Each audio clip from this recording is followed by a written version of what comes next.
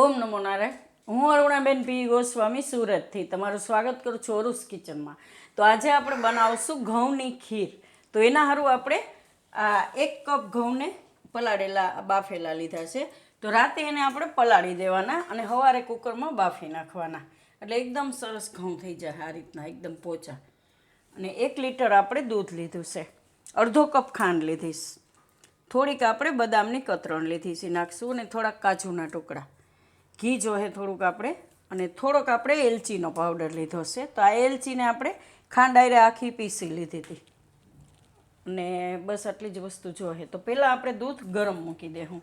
તો આ કઢાઈ આપણે લીધી, ગેસ ચાલુ કરશું અને આમાં આપણે બધું દૂધ નાખી દેવું.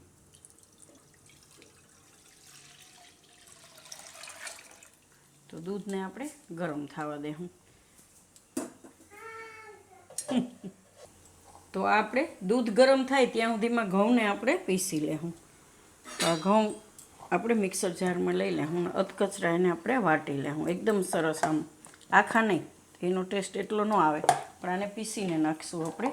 તો આને આપણે પીસી લેવું. અને આપણી ચેનલમાં 80% વ્યૂઅર્સ એવા છે જેને ચેનલને સબસ્ક્રાઈબ નથી કરી, તો પ્લીઝ સબસ્ક્રાઈબ કરજો એમ.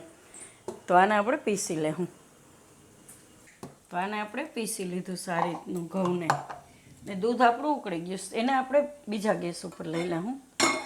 અહીંયા આમાં આપણે ખાંડ નાખી દેવું, તો ખાંડ ઓગળી જાય એમ,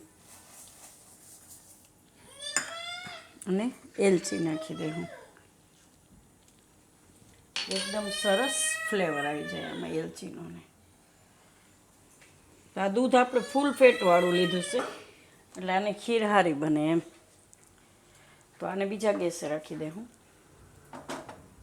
ધીમે ધીમે ઉકળા રાખશે. ને અહીંયા આપણે આ ઘઉંનું કરી લેવું.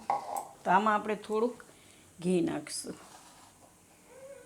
એકાદી ચમચી જેટલું આ રીતે.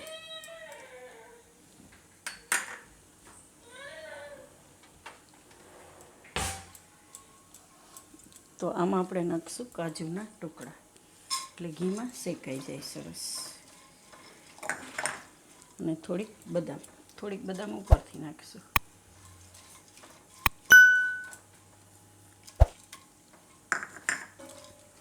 અને આમાં આપણે નાખી દઈશું ઘઉંના ટુકડા. આ રીતે થોડીક વાર ડ્રાયફ્રૂટને આમાં શેકો ને એટલે સરસ ફ્લેવર આવે. તો થોડીક વાર શેકાવા દઈએ, થોડોક કલર ચેન્જ થાય એવું. તો આને આપણે આ રીતના થોડાક બ્રાઉન જેવા થવા દેવાના, ગોલ્ડન. તો એમાં આપણે હવે આ ઘઉં પીસેલા નાખી દઈશું. તો આનાથી ખીરનો સ્વાદ એકદમ સરસ આવશે. તો થોડીક વાર આ ઘઉંને આપણે શેકી લેવું આમાં ઘીમાં.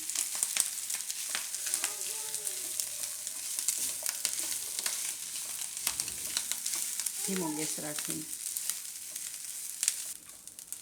તો આને આપણે આ રીતે થોડીક વાર શેકી લેવાનું. તો આને ઉતારી લેવું, અને દૂધને આપણે પાછું અહીંયા લઈ લેવું.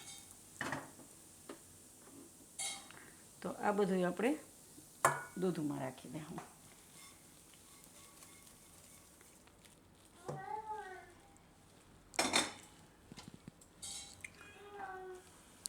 તો આને હવે આપણે ઉકાળી લેવું થોડીક વાર.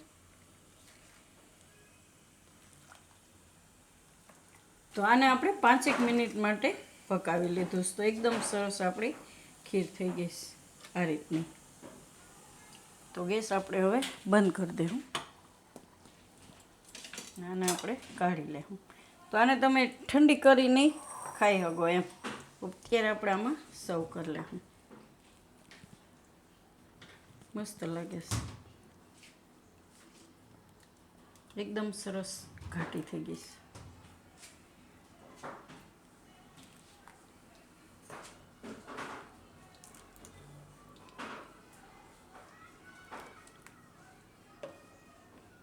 ખીર તો આપણે ઘણી જાતની મૂકીશ, કેટલી બધી ખીર મૂકીશ કા. તો આને તમે બનાવીને ફ્રીજમાં રાખી દો તો 2-3 દિવસ જ્યાં સુધી પૂરી ન થાય ત્યાં સુધી આને વાંધો ન આવે. ફ્રીજમાં હોય એટલે બગડે નહીં, કેમ કે જેમાં પછી કાંઈક ને કાંઈક મીઠું આપણે ઘરમાં જોતું જ હોય બધાયને. કંઈક ને કંઈક સ્વીટ જોઈ, એક બટકું જોઈ, બાકી કેમ અમારા શશીભાઈને તો જોઈ, બીજા કોઈને જોઈ કે નહીં.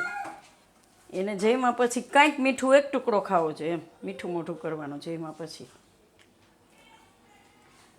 તો આ રીતે આપણે કાઢી લીધી છે.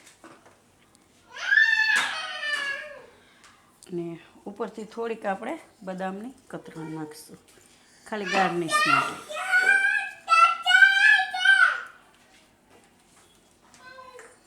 તો તૈયાર છે આપણી ઘઉંની ખીર.